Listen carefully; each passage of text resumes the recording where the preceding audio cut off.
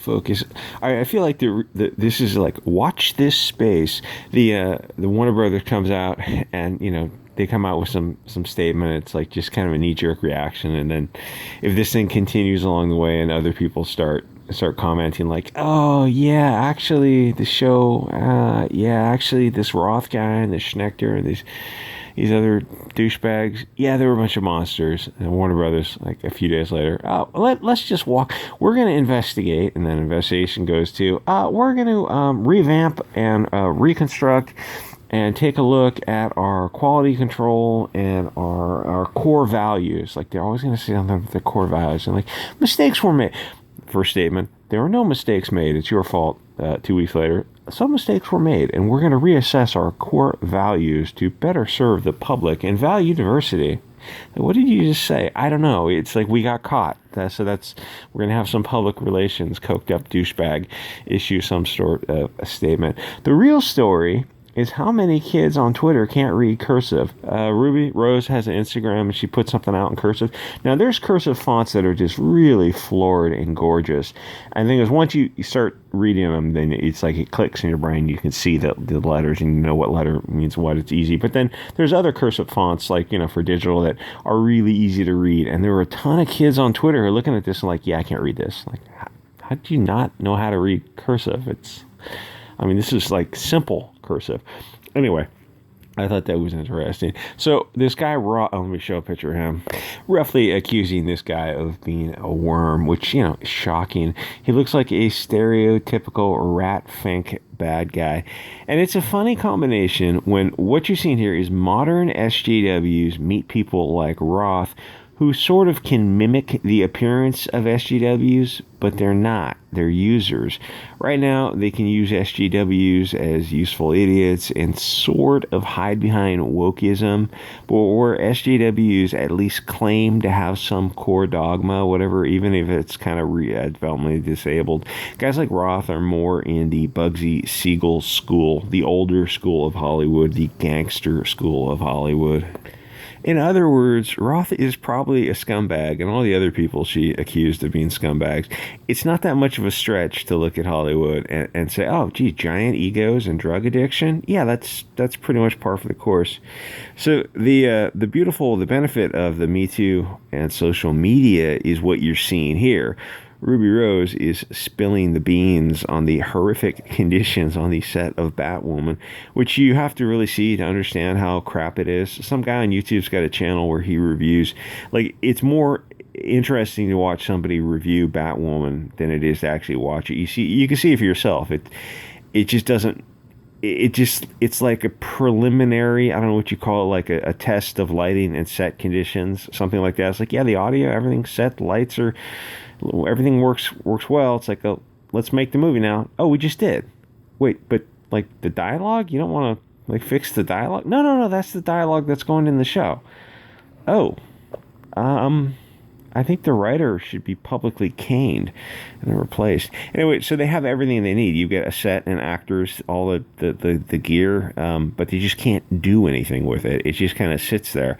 It's like the directors and producers are just treating people like cattle while they just do mountains and mountains of cocaine, which I'm assuming is how Hollywood works. I mean, it would if I were there, if I'm being honest. The people who run Hollywood are the worst people on earth. They would film battlefield scenes with real bullets if they could get away with it. Hollywood is the reason you need strong unions. So Ruby talks about a set that had too many injuries, caused ultimately by people who tried to do too much with a limited budget and probably a careless disregard for safety. With a show on such a micro budget like Batgirl was, and now that I think about it, with people like Roth and Schnechter, the budget is probably going to go up their noses anyway. You got to dial your expectations way down. It's not worth somebody getting injured for a show that nobody cares about. And what I mean by that is, like, shows like Batgirl are just filler shows. They go on the network's roster so it looks like they have a deep bench, but you don't actually expect someone to actually watch the show. Even if it does star a well-known character, technically not Batman, but, close enough for name recognition. So with a low budget, you want to focus on dialogue, and you've got good-looking young actors. Go for funny, sexy, even like a romantic version of Batwoman. Though I think she's lesbian in the show. It's like that's kind of hard to appeal. I mean, you're appealing to like 2% of the audience, and it's so like really you're appealing to a lesbian audience. They're not there for the action. They're there to see Ruby Rose making out with a bunch of different chicks. So I mean, you got to play to your audience. It's like if you're trying to combine action, which appeals to a male audience, with a lesbian actor, that doesn't really make sense. I never really thought about it because I tried to watch a few of the episodes of the show, and it was like kids with it was like kids with very expensive sets and $50,000 cameras and boom mics, but they just couldn't write anything that wasn't just like a first draft type of thing. So instead of the action scenes that please males, you do stuff like more spy scenes, and with stuff like when you got really good looking actors like this who you don't have the budget, like dress them up so they're going to like ball gown dances or spying like James Bond scenes where they're like some Monte Carlo type thing. You got to play to the strengths of the actor, and this chick's probably about 95 pounds. Gorgeous, but throwing around 300-pound bad guys is just, it's going to look ridiculous. There's no amount of kung fu on earth that will make that look real. You do scenes where like spy scenes where the tension is high, but it doesn't involve any actual dangerous stunts. It's like it looks like they're filming on a rooftop, but it's actually just a studio floor and green screen. It's like that. It's Always Sunny in Philadelphia episode where a guy's hanging off the edge of a rooftop, and the camera wide angle perspective made it look like the guy was 50 feet in the air, and then you look at it parallel in your life, like, oh, he's a foot in the air, and he just falls harmlessly to the ground. Here's the thing. I don't know if Rose is being honest or not, but what she said is pretty reasonable. There were injuries on the show, and there shouldn't have been, because Batwoman is just not that kind of show, and not with the budget it had. Hollywood needs a complete revamp. There are way too many Roths and Weinsteins in Hollywood that get away with treating people like objects. That actually seems to be the culture of Hollywood. There seems to be an over-representation of sociopaths who are drawn to this industry. But hopefully, social media will even the odds. It will help people blow the whistle on these abusers. The next step would be if someone else stepped up and told their story about Roth, Schnechter, and the other idiots on the show, which is asking a lot. Something like they wanted to close down for the Wu Flu season. So the Schnechter lady says, no, keep filming. But I'm not going to be there. I'm going to be like away. But you guys go ahead and keep filming. I'm just going to not visit the show, which is asking a lot, because it would mean that you would get blacklisted if you came forth or a whistleblower. But the thing is, if you don't speak out, you end up getting years of guys like Weinstein who are just abusing people. And once you speak out about these scum, it puts a spotlight on them that will follow them, rightly or wrongly for the rest of their careers. But, a lot of these times it's like, yeah, there's smoke and there's fire. A lot of these Weinsteins and Roths are just scumbags. But really, Hollywood is so filthy that you would need to figuratively, don't swat me, bro, burn it down just to cleanse the old parasites and start something new, maybe something decentralized without gatekeepers. As long as you can find a way to monetize it, you could probably put movies on the library, I think the blockchain that Odysee uses. The main thing with distribution is finding ways to monetize it, but I kind of get the feeling like if there's a lot of creative people out there. I mean, there's like a tech flurry now.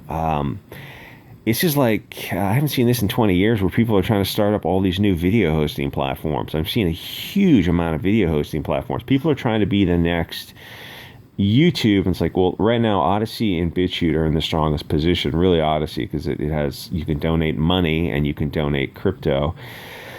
But other people are trying to do all these other video hosting platforms because they're looking at YouTube. I guess they're looking at YouTube and they're realizing, there's a lot of content that's just not going to be allowed on YouTube anymore, even if it's just normie stuff like Phantom Menace and Comicsgate type of stuff. It's like, it's not inconceivable that a year or two from now, that kind of content won't be allowed on YouTube. Because you look back at the history of YouTube and it's like, they keep clipping off the right end of the spectrum. And every time you clip off the end of the spectrum.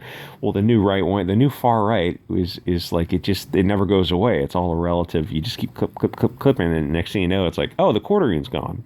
For what? I don't know. He's gone. It's like, well, you can complain on Twitter all you want, but they're not going to do anything about it. Where's I going with that? Yeah, the distribution and monetization of things, but that's where Odysee comes in handy. It's like people can tip you crypto like right on the Odysee platform. It's like maybe $1 here and there, but it beats. It beats nothing. Anyway, it's funny that these parasites in Hollywood feel absolutely free to lecture us, but they're like the same people who applaud Roman Polanski when Weinstein, and just the scum of the earth who, I don't know, like plutonium holy fire would cleanse away. Anyway, but at the same time, they fly out to like Epstein's Islands and they abuse their actors and the people who work on set. This show had too many injuries. Like this is a show that was, I don't know what the budget was for Batwoman, but not very much. You shouldn't have been trying to do stunts with fire or stunts where people were breaking their back and being sent to the hospital. It's like that's a bridge too far for a show with a very low budget. Even though it's got great name recognition, it's not like it's not like The Mandalorian or something where you've got stunt coordinators and you've got ways to do stunts safely. Anyway, any opportunity to crap on Hollywood is an opportunity. Like, comment, subscribe. You can go to Odysee, BitChute, support me on Coffee, PayPal, all the other links. Or join the Discord. That's a little bit of a free speech platform. So wear your Kevlar panties.